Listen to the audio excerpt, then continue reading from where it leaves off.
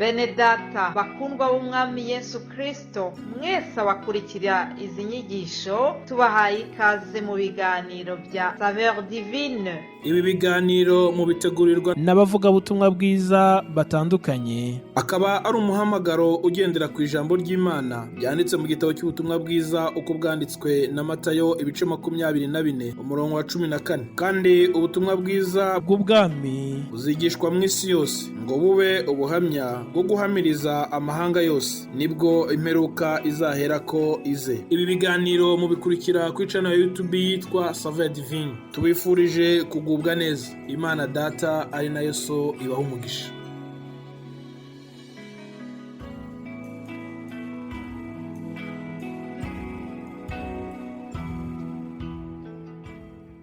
Amahoro bakundwa bene data, ndabasuhuje mu izina rya Yesu Kristo. Ndabifuriza noheri nziza kuri mwese bakundwa bene data, abari hafi n'abari kure, abakunzi abakurikira ikiganiro cya Saveur Divine. Ndabifuriza noheri nziza ya 2024. Mumfashe dushima Imana nziza, Imana y'amahoro, Imana yadukunze urukundo rutagira akagero, ikadukunda tudakwiriye, ikaduha impano iruta izindi mpano zose umuntu yabasha kwakira, ariyo Yesu Kristo umwana w'Imana. Haleluya. Ndabifuriza noheri nziza, Imana y'amahoro ibaha umugisha. Ndi Odette Kandama mu kiganiro Saveur Divine. Ngarutse nshima Imana nkuko mumaze kubyumva. Ndashima Imana nyiribihe, Imana y'urukundo rwinshi cyane, Imana iturinze ikabitugejeje uyu munsi wa none, tukiriho tukiri bazima tugihumeka. Izina ryayo rihabwa icyubahiro. Rero nkuko mubimenyereye dusanzwe tuganira kuri sije ya buri cyumweru. Iki cyumweru twaganiriye ku mpano iruta izindi, nkuko natangiye mbivuga, impano iruta izindi twahawe bakundwa bene data, ariyo Yesu Kristo umwana w'Imana, twahawe na Data wa twese, Imana ihoraho yo mu ijuru. N'iryo jambo turimo tuganiraho, turimo turaganira ku mpano yahawe abari mu isi bose. Haleluya. Nimumfashe dusome amagambo y'Imana. Mwarayumvishe icyumweru cyose, ngewe nje kuwa gatanu ngira ngo nsoze iki cyumweru twaganiriye ku mpano nziza iruta izindi twahawe. Nje kuwa gatanu nshimira bene data bambanjirije. Mana y'amahoro nibahe umugisha kubwo amagambo meza mwatuganirije.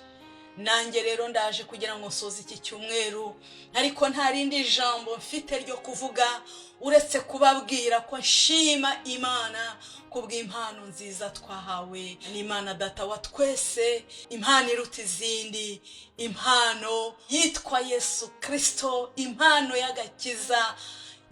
Haleluya.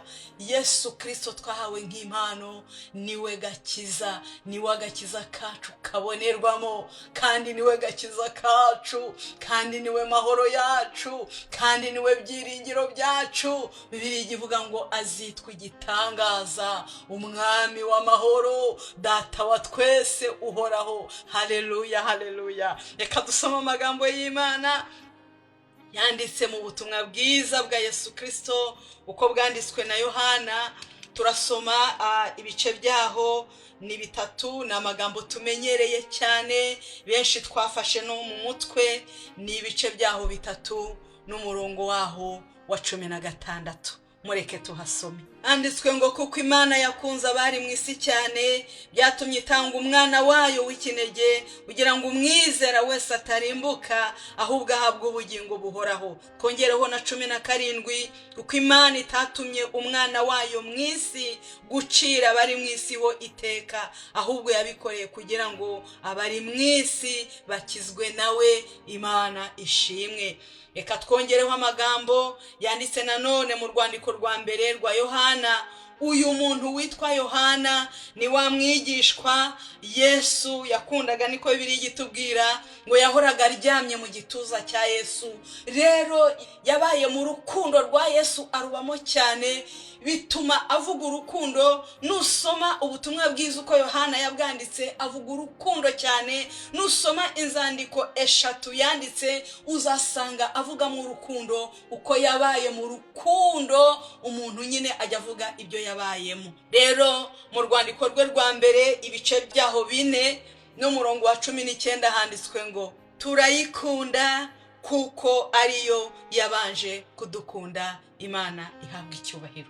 Bakundwa bene data, turi kuvuga ku mpano iruta izindi, impano twahawe, ariyo Yesu Kristo umwana w'Imana. Uribaza kuba urukundo Imana ikunda umwana wayo Yesu Kristo ari rw'inkunda, nanjye ndakwiriye. Iyo ndirimbo tujya tuyiririmba cyane.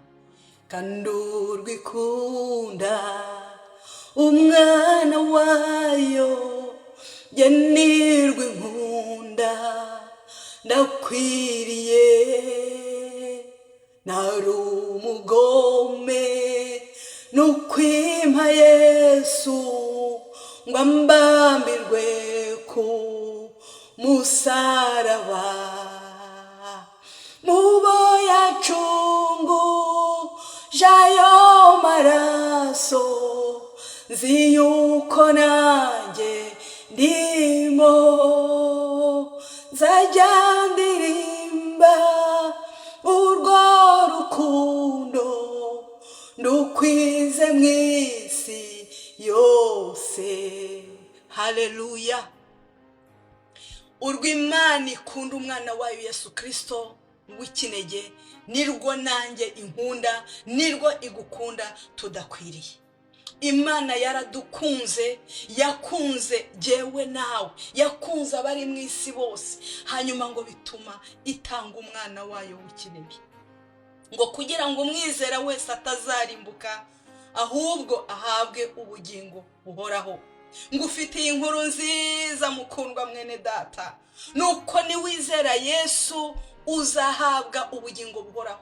Yesu ni impano nziza twahawe, ni impano nziza yahawe isi, kugira ngo uzamwizera wese atazacirwaho iteka. Imana yaradukunze uhereye kera, idukunda tudakwiriye. Bibiliya igivuga ngo Imana yerekanye urukundo idukunda, ngo ubwo Kristo yadupfiraga tukiri abanyabyaha. Yerekanye urukundo idukunda ubwo yoherezaga umwana wayo mu isi. Bakundwa bene data, turi mu bihe byiza bya Noheli byo kwibuka kuvuka kwa Yesu Kristo. Kuri Noheli abantu bajya batangana amakado, bagatangana impano nyinshi cyane, ugashimira uwaguhaye impano. Ariko mbese wibutse gushima Imana kuri iyi Noheli? Warabyibutse gushima Imana kubw'impano iruta izindi y'umwana wayo w'ikinege yakohereje kugira ngo utazarimbuka? Umuntu yaguha impano zo mu isi, yaguha ibyo mu isi byose, ariko udafite agakiza ibyo byose ntacyo byakumarira, kuko bizagira iherezo. Kristo tumufite, tumwizeye, ari muri twe, natwe tukaba turi muri we, nta teka tuzacirwaho. Niko Bibiliya igitubwira mu rwandiko rwandikiwe Abaroma ibice byaho 8, haratubwira ngo abari muri Kristo Yesu, abafite Yesu nta teka bazacirwaho. Rero abantu babasha kuguha impano kuri Noheli, wahabwa nyinshi, ariko impano iruta izindi niyo twahawe ivuye mu ijuru, tuyihawe n'Imana Data wa twese, ariyo Kristo. Muri we dufite amahoro, niwe mahoro yacu. Muri we dufite ubugingo, muri we dufite umutekano, muri we dufite amahoro. Nubwo rimwe na rimwe amahoro n'umutekano by'imwisi tujya tubibura, turi mu isi nta bihari. Nawe yaravuze Yesu ngo mu isi muzagira umubabaro, ariko arangije aravuga ngo muhumure, jyewe nanesheje isi. Mu isi wagira umubabaro, ukagira ibyago n'ibikubabaza ku mubiri, ariko Yesu ari mu mutima wawe, warakiriye iyo mpano y'ubuntu wahawe ukayakira, no mu kaga no mu makuba tujya tugira amahoro yo mu mutima. Imana rero yaradukunze, niko Yohana hano yabyanditse. Hano none twasomye Haleluya. Yaravuze ngo impamvu dukunda si uko twebwe tuzi gukunda, nta nubwo twabishobora, ahubwo ikitumenyesha urukundo ni uko Imana yadukunze tudakunditse, tutarabo gukundwa, tutari twanayimenya.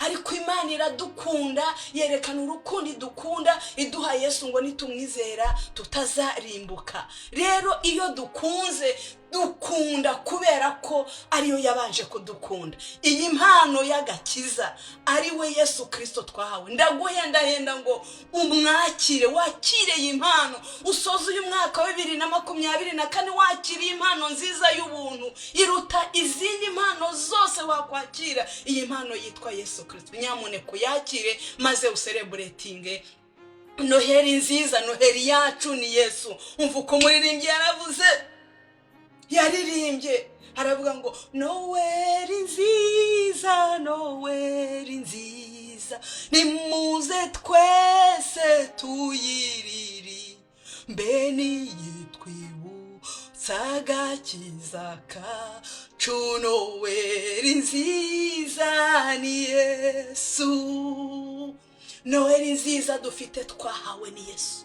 Kuri Noheri umuntu yakwambara akaberwa, imyenda nta kivuze, umuntu yarya, urabirya bigasohoka nkuko byinjiye, ariko wakiriye impano nziza wahawe ivuye mu ijuru ariyo Yesu, wagira amahoro atazahanguka. Rero mukundwa mwene data, iyo mpano uyakire, kandi nuyakira urabaho none mu munezero no mu gihe kizaza. Nyuma y'ubugingo hari ubundi, abakiriye Kristo Yesu tuzabana nawe iteka. Bakundwa bene data, Imana ibaha umugisha, musozi icyumweru neza, mukomeza kwishimira impano y'agakiza twahawe ivuye mu ijuru. Imana ibaha umugisha mu izina rya Yesu.